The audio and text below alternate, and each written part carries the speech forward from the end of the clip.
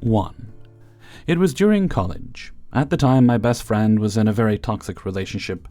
Her boyfriend was very petty and manipulative, and they would always fight for no reason. He would lie all the time to get people's attention and consideration, and he could be flirtatious with other girls. You get the picture. While they were still together, she discovered that he was cheating on her with one of my closest friends from college. She was devastated, and so was I. I ended up being very upset against my so-called friend that she didn't tell me what she was going through, even though it would imply hurting someone I love. Hurting my friends means hurting me, and it was almost done on purpose. Besides, I saw her with him before I found out, and they seemed to enjoy each other's company.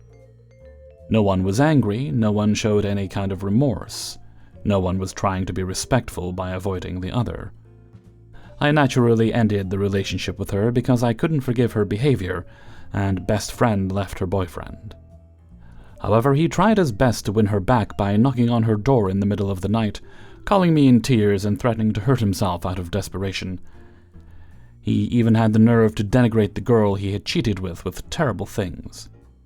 I knew for sure he was going to criticize my best friend in front of my ex-friend to play with both of them and take advantage of the situation. So I decided to beat him at his own game so that the liar couldn't lie anymore. While he was on the phone, I asked my best friend to turn on the speaker and I started recording him. I wrote a few little questions for her to ask, just to add fuel to the fire. He answered as expected, saying horrible things about the other girl. She's too fat to be loved. She's just a whore. She has no self-respect or self-esteem. He'd rather die than touch her again. Alcohol has a terrible effect on me, and she's just disgusting. Once again, you get the picture. Then she hung up the phone, and I started to cut the rush to create something which would sound more like a monologue than a discussion. I managed to make it sound like he'd finally said all his horrors in one go. I gave it to my best friend to send to the girl. The girl was so damaged by the voice that she took it to her brother, who came to beat up the man who finally could not lie and fight against his own voice. I have no remorse for what I've done. I think sometimes people need to be treated the way they treat their own. Petty revenge for petty behavior. 2.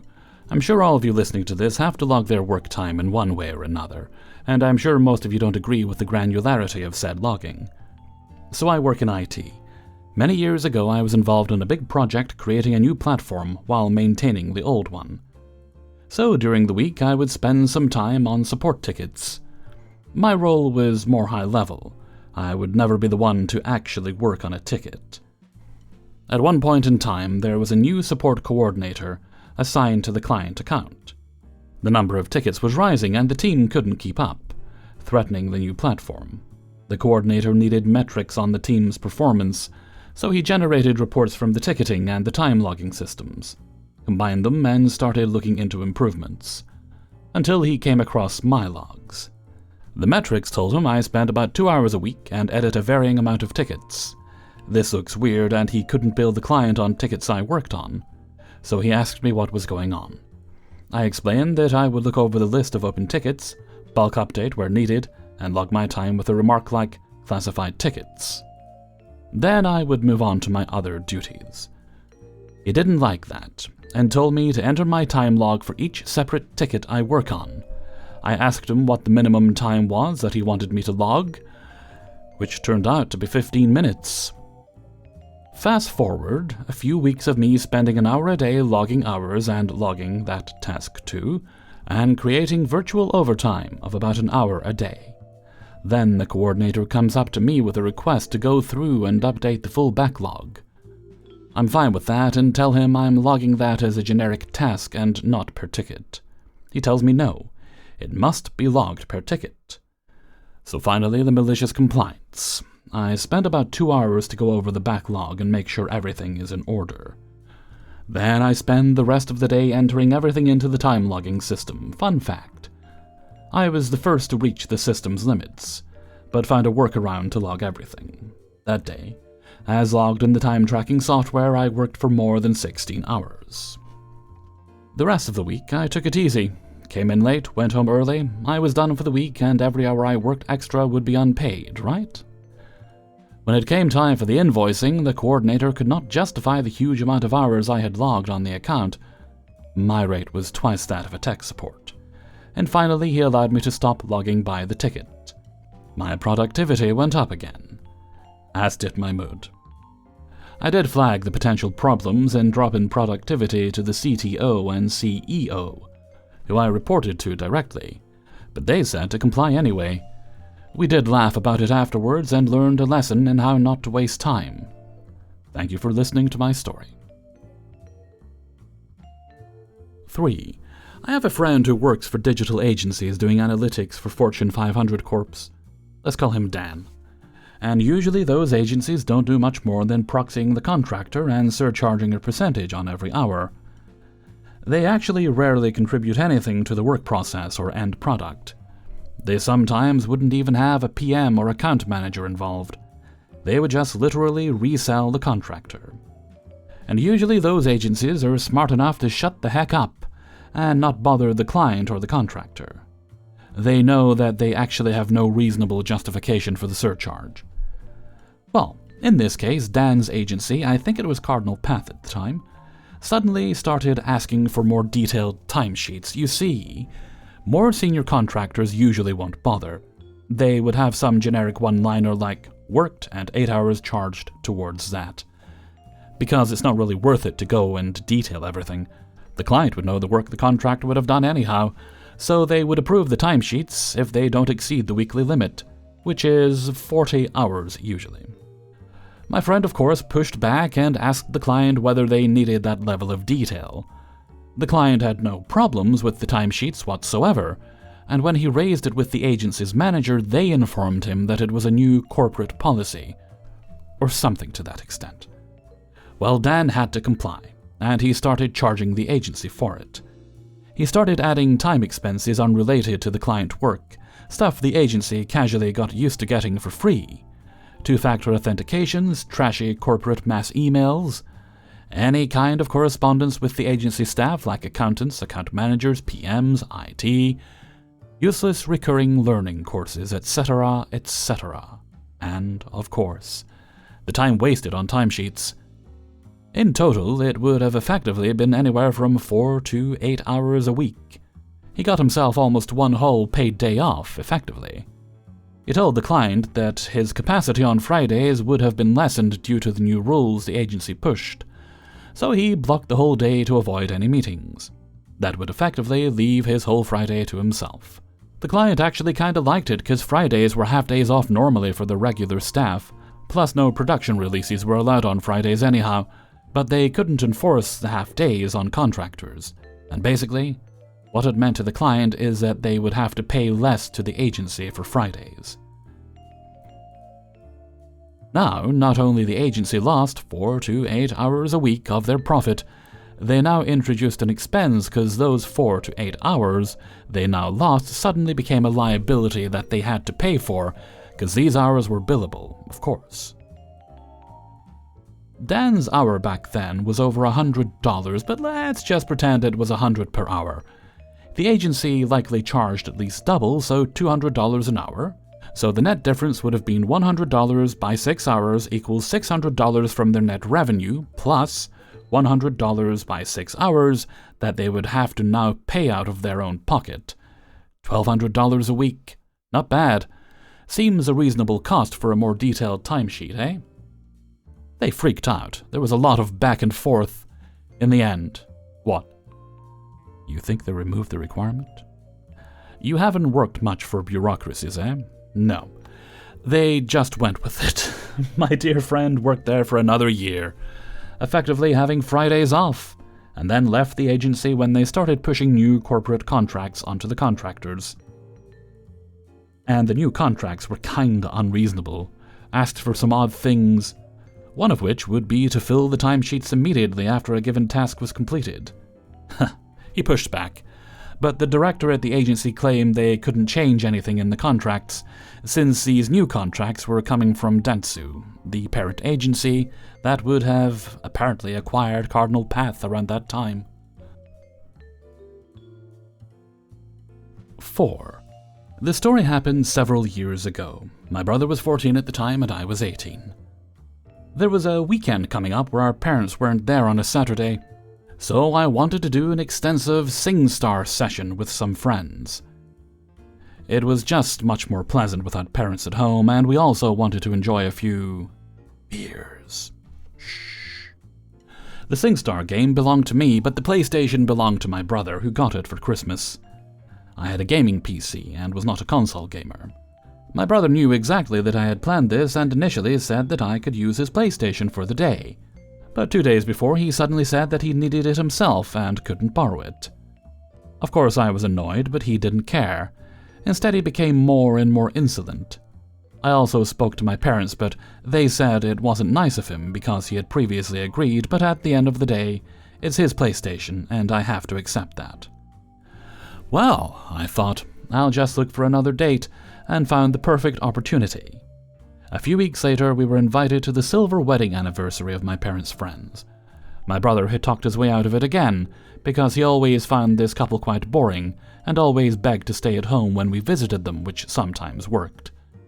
He also had a great aversion to formal clothing, which was of course essential for this event. So I thought I could convince my parents to take my brother to the party instead of me. That would be awesome. Not only would I have the house to myself, it would also be a good revenge on my brother.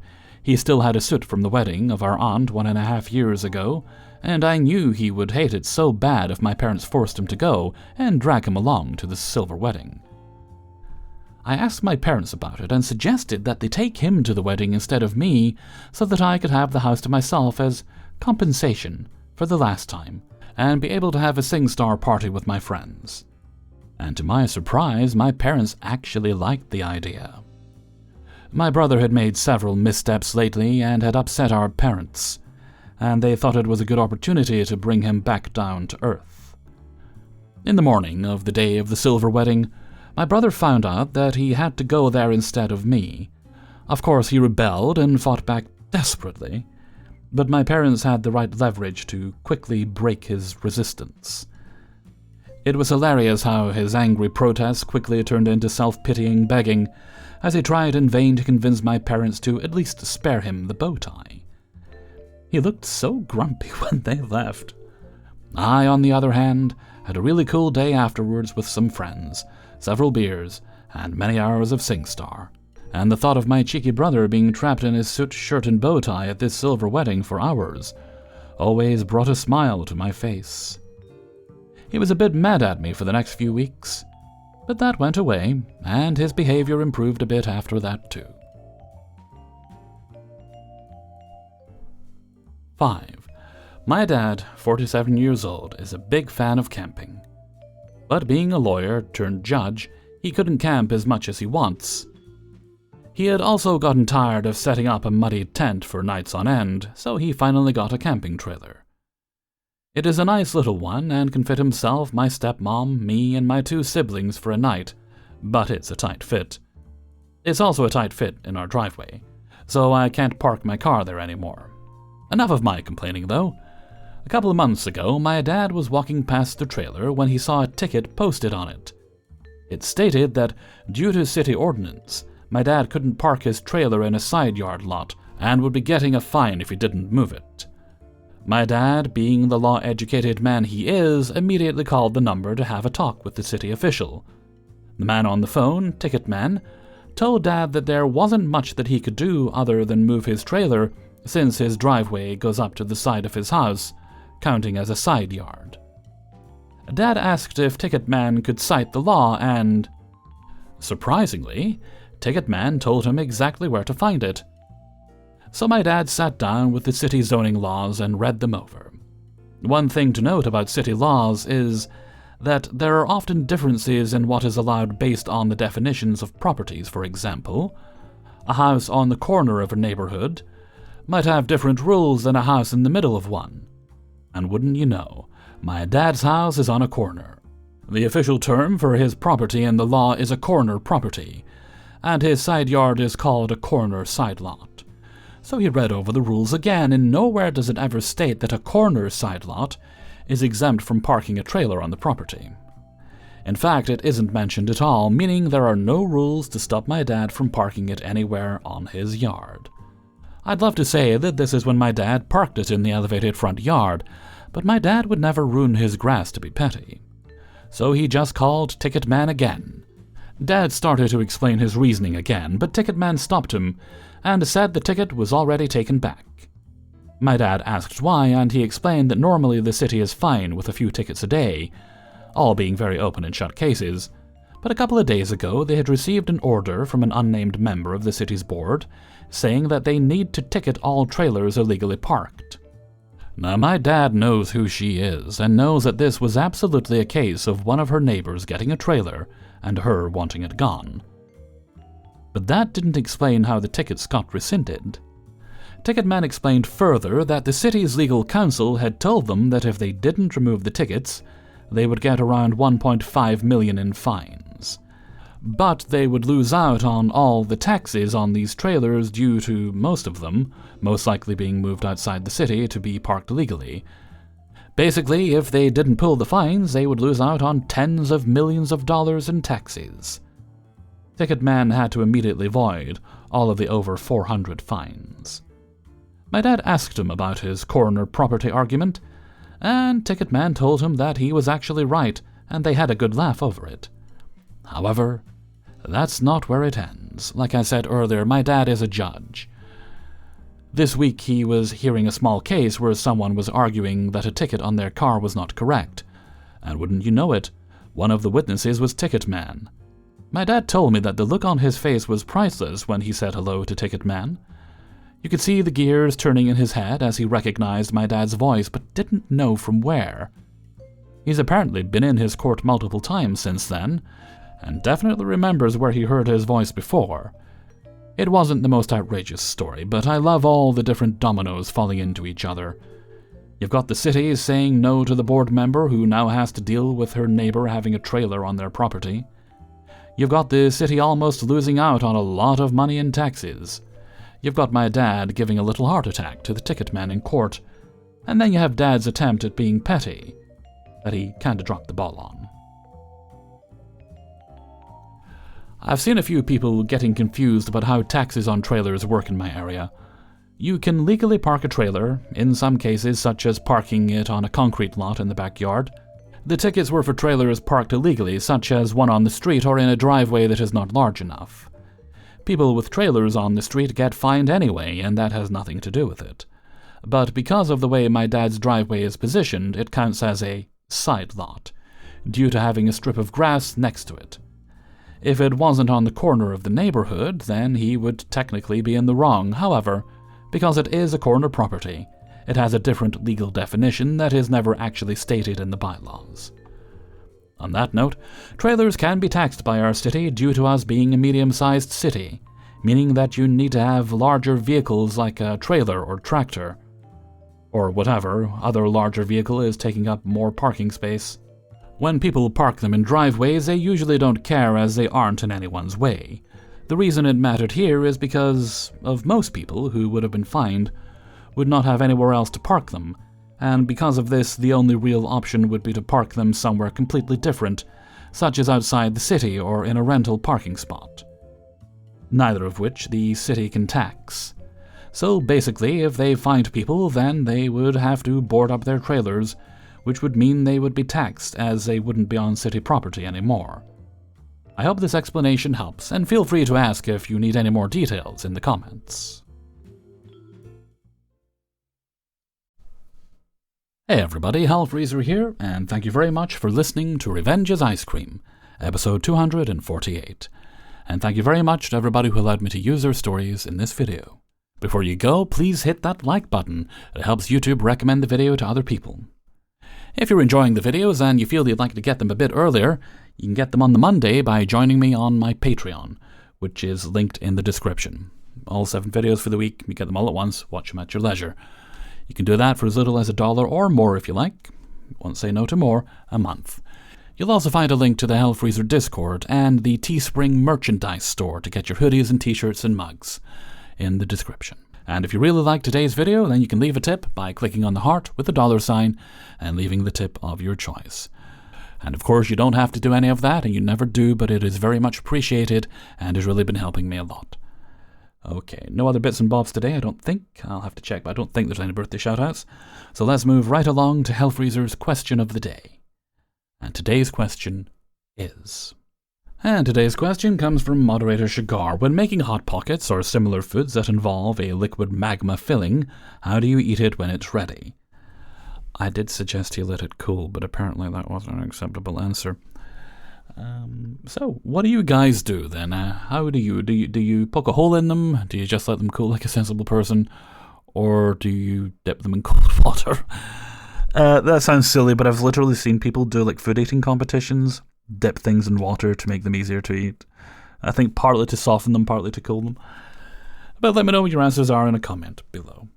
And before we go, let's have the answer of the day from a previous video. And this was in relation to people who have had solar panels installed in their houses and had they noticed a difference. And today's answer comes from Eve M. We have solar panels for electricity and heat on our roof, with batteries. We are basically self-sufficient during a big part of the year, May to October, which has cut down our power bill immensely. We use the electricity we can't consume normally to power our freeze dryer, garden shredder, chainsaw, etc. to make heating material for the winter. We barely use gas to heat anymore and are currently trying to navigate German bureaucracy to try and get a very simplified biogas converter going to give us the rest of the heat we need. Considering we are a family of 7, 3 adults and 4 kids with many visitors, plan to take in some elders soon and many pets, the difference is a lot. Some adjustments were needed, like running the washing machine and dishwasher when the kids aren't home and such, but it was totally worth it. We'll have the panels paid for in about 2 years, 12 years total, with it hopefully working another decade. I'm glad to hear that's working out for you. Apparently, as I say apparently, I know they are, I've seen them do it to other houses. The local council where I rent from, they're installing panels on the roof, which was lovely because I thought I'd have to own a house before I got something like that. And I'm waiting on hearing back from them whether or not I need to cut any trees down in my front yard. I did offer to do it, but they told me to wait and see, that they might be able to do it for me. But given that my neighbour just got his done, and I haven't heard a peep from them, I may have to call them in another week or so. But thanks for your answer, Eve. And with that, I'm going to head off for now, so until next time, thank you very much for listening, and take very good care of yourself.